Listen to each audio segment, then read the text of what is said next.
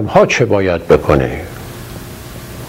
انسانی که بنده شهوات خودشه و بنده شیطانه، بنده هواپرستی هاست، تخیلات خودشه، نه احتیاجات واقعی خودش. شیطان در آیه 39 سوره هجر که سوره 5 قرآنه به خداوند میگه که رب خداوندا صاحب اختیارا به ما اغویتنی، به خاطر اینکه منو به اشتباه انداختی، منو گمراه کردی، لازینن لهم فی الارض، کارهای زشت را برای این فرزندان آدم توی زمین زیبا جلوه میدم، زینت میدم، ولأغوینهم اجمعین، همشونو گول میزنم، همشونو از دم گول میزنم، الا عبادک منهم المخلصین، مگر بندگان مخلص تو را. گفت چیکار میکنم؟ لا ازینن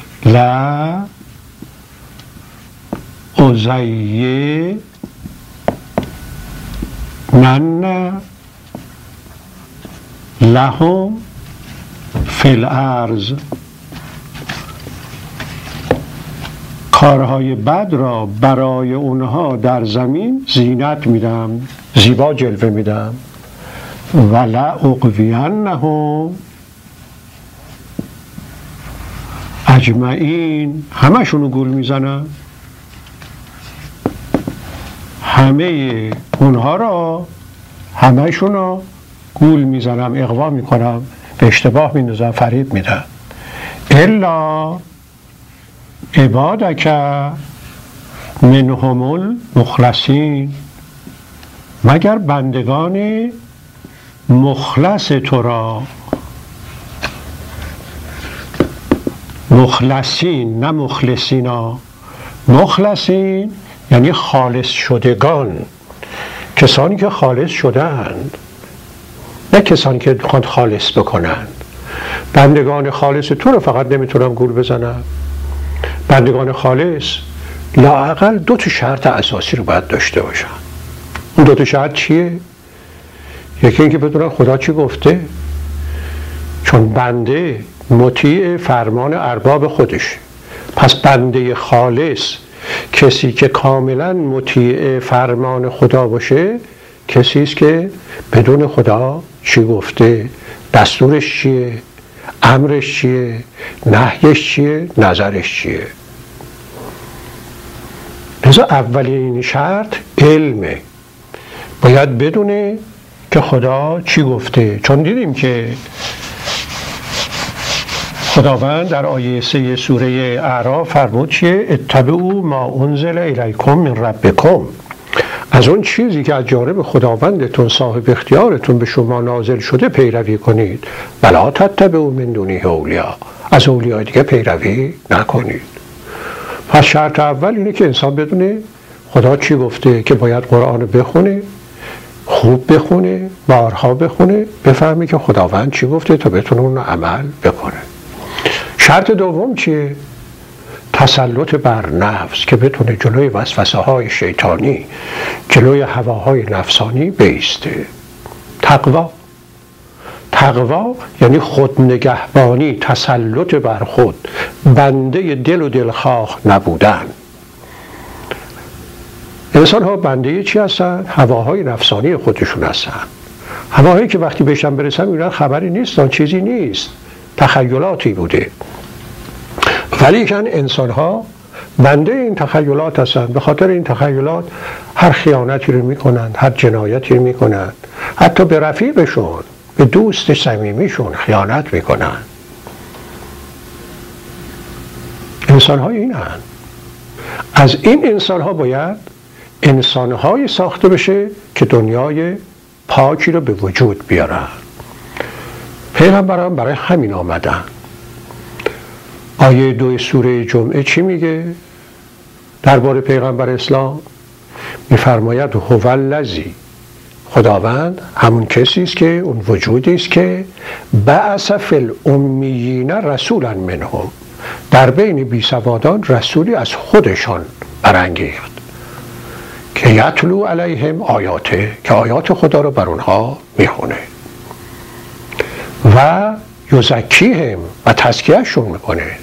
تزکیه یعنی پاک کردن، یزکیهم اونها رو تزکیه میکنه، تزکیه یعنی پاک کردن، اونها را از افکار غلط و از اعمال غلط پاک میکنه،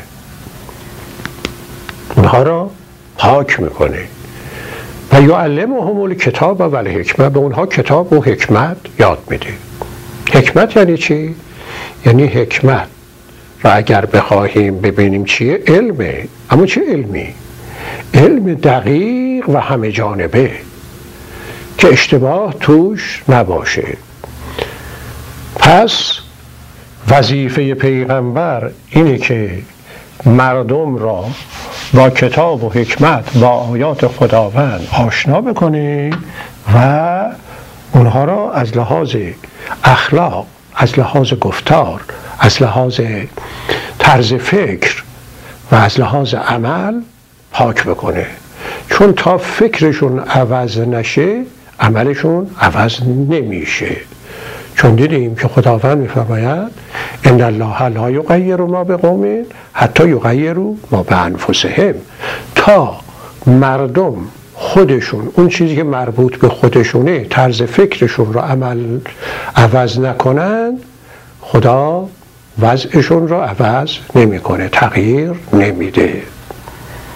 پس باید سعی بکنیم دنیایی بسازیم که آدمهاش فکرشون درست بشه، واقع بین باشن، خیال پرور، خیال پرداز نباشند، اسیر اوهام نباشند، خیال بافی نکنند. فریبکاران هم همیشه از این خیال بافی انسانها سوء استفاده کردند. احتیاجات واقعی انسانها چیه؟ اگر واقعیت وجودی انسان رو ببینیم و احتیاجاتش رو نگاه بکنیم، انسان یه وجودی است مثل بقیه موجودات زندگی که خدا آفریده، فقط به انسان دانش داده، به حیوانات این دانش که به انسان داده نداده. که قرآن میگه علم آدم الاسماء، خداوند با آدم اسمها رو یاد داد. اسمها چه کار میکنه؟ اسمها وسیله گفتگو میشه دیگه. این که انسان بتونه اون چیزی که تو فکرشه برای دیگری بیان بکنه، اونم بفهمه که این چی میگه. حیوانات دیگه این کار رو نمیتونن بکنن، خیلی محدوده. صداهایی که از خودشون در میارن خیلی محدوده. ولی که انسان این نعمت خدایی رو داره، علم. علم آدم الاسماء. تمام صحبت های میکنیم به وسیله همین اسم هاست که گذاری کردیم به زبان های مختلف. این قدرت اسم گذاری که به انسان داده شده انسان را حاکم بر طبیعت کرده، به طوری که اگر اطرافتون نگاه کنید بیشتر چیزهایی که میبینید در اطرافتون ساخته دست انسانه، ساخته دست انسان. همین تلویزیونی که تماشا میکنید، همین نواری که ببینید، اون فیلمش، اینا کجاش طبیعیه؟ اتاقی که توی زندگی میکنید کجاش طبیعیه؟ این انسان ساخته. لباسی که تنتونه، کی طبیعت این لباس به این صورت ساخته بوده؟ انسان بوده که اینها کارا رو کرده. انسانی که رفت کره ما، خاک اونجا رو آورد. انسان به وسیله این علم که حاکم شده، وگرنه قدرت بویاییش از خیلی جانوران کمتره، شنواییش از خیلی از جانوران کمتره، اون حواسش از بسیاری از جانوران کمتره قدرتش. اما علمی که به انسان داده شده، پس از اینکه به فرشتگان عرضه شد، فرشتگان عاجز بودند، نتونستن بگن، انسان گفت، بعد به فرشتگان میگه اسجدوا لآدم. به چی آدم سجده بکنه؟ به خاک. به اون لجن متعفن همه این مصنوع، نه، به علمی که به انسان داده شده که برای فرشتگان ثابت کرد که انسان چیزی داره که شماها ندارید، به اون چیزی دادم که به شماها ندادم. خب اگر به مورچه هم این علم داده بود، مورچه همون قدرت انسانی رو پیدا میکرد، اما نداده به اونها، به انسان داده این را. این امانت به دست انسان سپرده شده، مسئولیتش هم به عهده خود انسانه. این انسان اگر با علم نگاه بکنه، واقع بینی بکنه، اسیر اوهام نباشه، خودش رو یه موجودی می‌بینه مثل بقیه موجودات دیگه‌ای که خدا آفریده و جان دارن. جانداران احتیاج به چی دارند؟ احتیاج به غذا دارند، احتیاج به آب دارند، احتیاج به هوا دارند، احتیاج به جفت دارند برای ادامه نسل. همه حیوانات رو وقتی نگاه بکنید اینها را دارند، انسان هم اینها رو داره. فقط انسان دو چیز دیگه داره که مورد احتیاجشه که حیوانات جانداران دیگه ندارن. این دوتا یکیش مسکنه، یکیش پوشاک. پوشاک هر حیوانی همونی که تنش هست، چه پرنده باشه چه خزنده باشه، چه در خشکی زندگی بکنه چه در دریا زندگی بکنه. اما انسان احتیاج به پوشاک داره. حیوانات هم اگر لونه‌ای درست میکنن بعضیاشون برای اینکه خودشون از خطر نجات بدن یا برای اینکه تخم گذاری کنن بچه ها رو پرورش بدن. پرندگان وقتی که لونه‌ای میسازن خودشون نمیرن تو اون لونه بخوابن، تخم گذاری میکنن، روی تخم میخوابن، بچه ها که در اومدن قدرت پرواز پیدا کردن، نه خودشون میرن تو اون لونه بخوابن نه بچه ها میرن تو اون لونه ها بخوابن. فقط برای پرورش نسل بعدی است که لانه سازی میکنن. بعضی هم برای حفظ وجود خودشونه که مورد حمله قرار نگیرن. خب این احتیاجات چقدره؟ احتیاجات واقعی انسان ها. چقدر انسان جا میخواد برای خوابیدن؟ آیا اتاق براش کافی نیست که او را از سرما و گرما و باد و باران و بوران و طوفان و همه اینها حفظ بکنه؟ کافی براش، از لحاظ احتیاج واقعی براش کافیه.